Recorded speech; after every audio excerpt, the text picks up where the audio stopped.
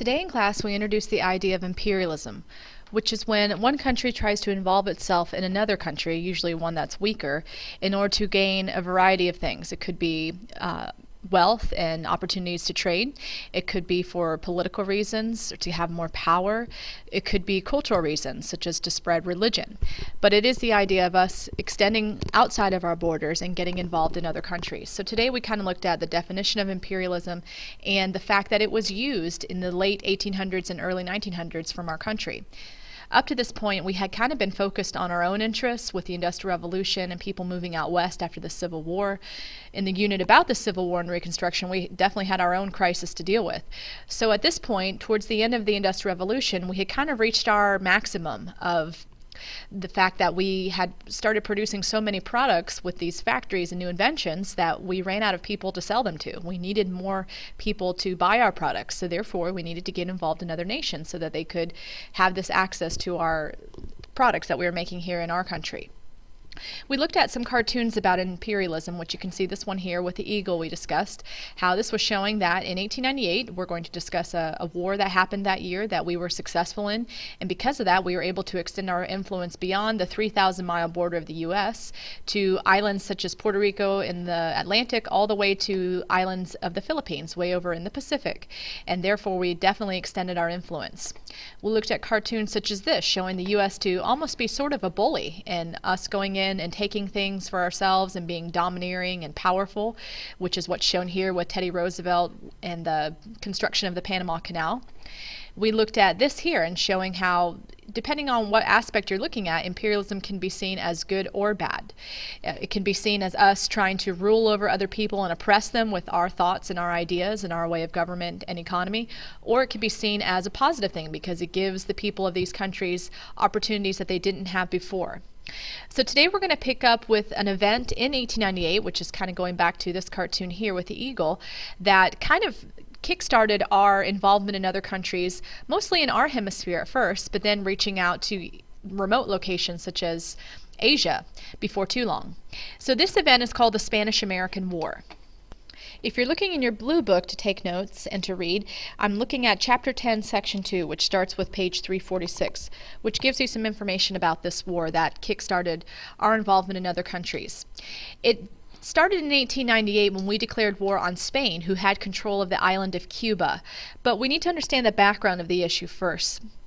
The Spanish had once been the most powerful colonial nation and had many different areas around the world, but by the end of the 19th century, which is the same as the 1800s, towards the end of that century, Spain had lost a lot of its territory for different reasons. People in their territories had revolted and kicked the Spanish out, and other reasons like the fact that the Spanish couldn't afford to keep some of their colonies that they had had before. Well, this particular island of Cuba was something that our country had a lot of interest in. It's only 90 miles south of Florida, and so because it's so close, if they had good benefits on the island and resources that we could use, it would be to our advantage to have some type of control over this island nation. But the problem was they were under the control of the Spanish at the time, so us going in and taking the island for ourselves wasn't really practical because that would mean we'd have to fight the Spanish for it, which is not really something we wanted to do per se, but we did have a lot of interest in the island. There's a lot of sugarcane that grows on the island of Cuba, along with other things. And we could make ourselves very wealthy if we were able to secure access to those resources. If you look at the top of page 347, the Cuban people started to rebel against Spanish control. And because of that, because we're interested in the island and the fact that we had been through a time with the British where we were revolting against them and wanting to be independent, a lot of Americans sympathized with what the Cubans were trying to do to kick the Spanish out. They didn't succeed at first, but they did force the Spanish to get rid of slavery.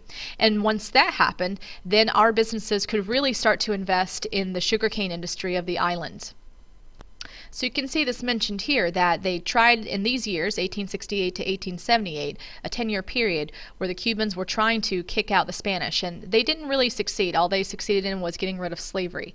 So in the 1890s, they tried once again to kick the Spanish out, and there was a very famous leader of the Cuban people named Jose Marti. He was a poet and a journalist who had actually been in New York during the time that this revolution started started up again.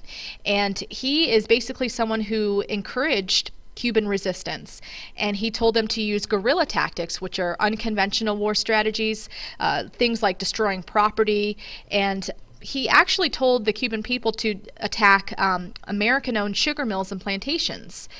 And then he thought that if the Cuban guerrillas did that the Americans would come into the issue and declare war and take matters into their own hands, and then that would end up resulting in a free Cuba. So that was the thought process of this guy, Jose Marti. Something that's interesting about Jose Marti, if you look in your book on 347, there's a sidebar that says key player, and you can see a picture of him. He was kind of afraid that trying to get the U.S. to get involved by having his people on the island deliberately attack American businesses, he was afraid that in the end, the Americans would end up kicking the Spanish out, but then taking over themselves, which is pretty much exactly what happened.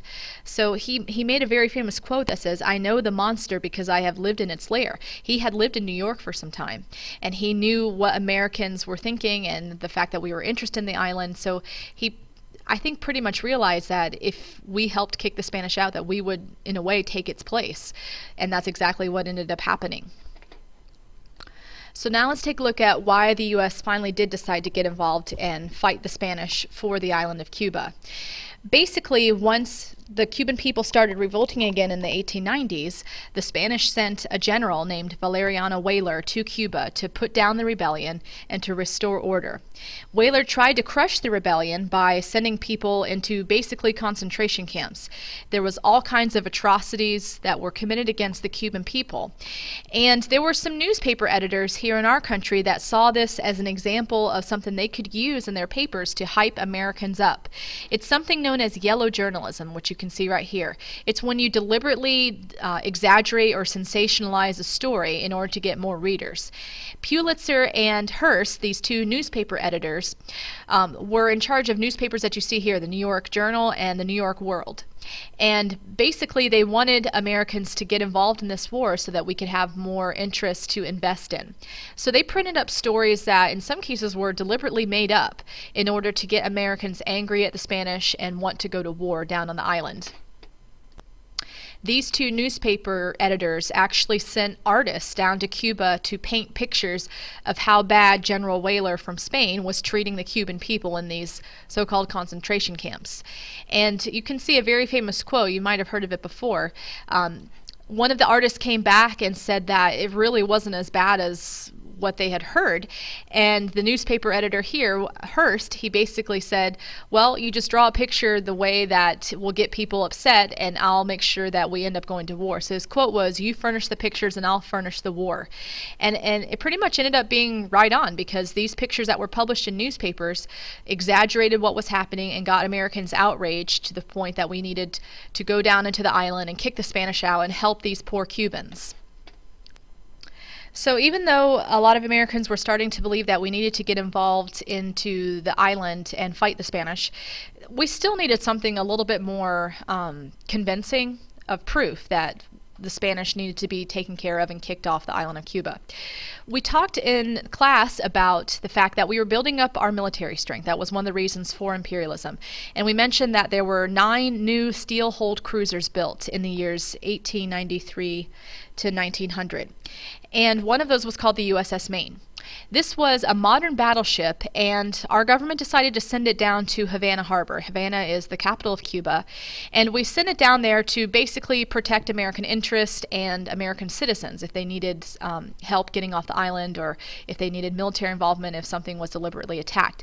So this ship entered the harbor in 1898, and this was kind of seen by the Spanish as, you know, action that we weren't really right to take. They kind of saw it as a violation of their territory. On February 15th, 1898, the USS Maine exploded that night in Havana Harbor. Well, pictures such as this were published in the newspaper, and many Americans automatically believed that the Spanish were responsible. They felt like the Spanish sent some torpedo of sorts and blew up the ship intentionally because they were mad that we sent it there. Well, this was reported in the newspapers, especially by the two newspaper editors that I'd mentioned, Hearst and Pulitzer, and because of this, Americans were definitely outraged, and now we had a clear reason to go to war against the Spanish for the island of Cuba. So there's not much more proof you could use other than our own property and lives being deliberately attacked. We didn't really know for sure if the Spanish had targeted the ship and sunk it. In fact, years later, it was proven that it was just an engine malfunction that did it. It was not the Spanish. But we jumped to conclusions, and we ended up using this as our basic excuse to go to war against the Spanish.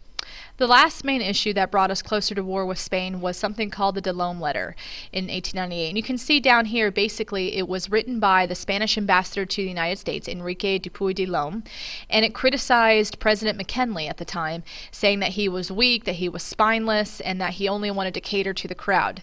And when this letter was published, making our own president humiliated, that outraged a lot of American people too. So with the combination of the USS Maine, this letter that was published, the fact that we had some sugarcane and other economic interests in the island, that we were quote-unquote sympathetic to what the Cuban people were going through at the hands of the Spanish, made us declare war on Spain in 1898. And April 9th was the date that we agreed to go to war. So finally we were at war in April of 1898. The war was not that long as far as its length, and we did end up succeeding. Because of this, we not only kicked the Spanish out of Cuba, but also because the Spanish had control over other islands such as Guam in the Pacific, Puerto Rico in the Atlantic, and the Philippines in the Pacific. These were all given up by the Spanish as well, which caused a lot of other issues down the road. With the fact that the United States military had success in Cuba, you can see pictured here a group of soldiers called the Rough Riders, led by a very famous person, Theodore Roosevelt. He was not president yet, but he did lead these soldiers in this charge called San Juan Hill in July of 1898. Along with the Rough Riders' success, we were also able to target other key Spanish holdings in Cuba, such as Guantanamo Bay, the harbor city of Santiago, where we destroyed the Spanish Caribbean Squadron, and we were then able to succeed in kicking the Spanish off the island completely. The treaty that ended the Spanish-American War of 1898, it guaranteed the independence from Cuba. It gave us Guam and Puerto Rico, and we bought the Philippines for $20 million. So those were the terms of the treaty that ended the war. Now, the Filipino people didn't necessarily like this too much. They were glad that we were able to kick the Spanish out, but they did not like the fact that we wanted to come in and replace the role of the Spanish as being their rulers. So there was a whole other battle that broke out just because of that. But we still today have Puerto Rico and Guam as territories. So if you go to Puerto Rico, you do not need a passport, or if you go to Guam, they are considered U.S. territories. Also, with the results of this war, we were then able to use it as a precedent for gaining control over other areas, such as Hawaii. Hawaii had a rebellion take place back in the 1890s as well, and then they were supposedly independent. We used the Spanish-American War as the opportunity to annex Hawaii, and then later on it was made a state. Hawaii was also something that we were interested in for economic reasons. I mentioned the sugarcane industry for Cuba, same thing in Hawaii, among other agricultural products that grew well. And Alaska was something that we were able to take after Hawaii. So to summarize, this war only lasted 15 weeks. It was called by this man right here, Secretary of State John Hay, who was also responsible for us getting into China. He called it a splendid little war. He didn't necessarily care so much about the casualty losses, but the fact that we could use this to our advantage in a huge way to build up our economy and gain power and resources in other parts of the world, which he was definitely all for. So with this war, it brought about America's reputation as being a bully and also a major world power that would have to be considered if any country wanted to take action.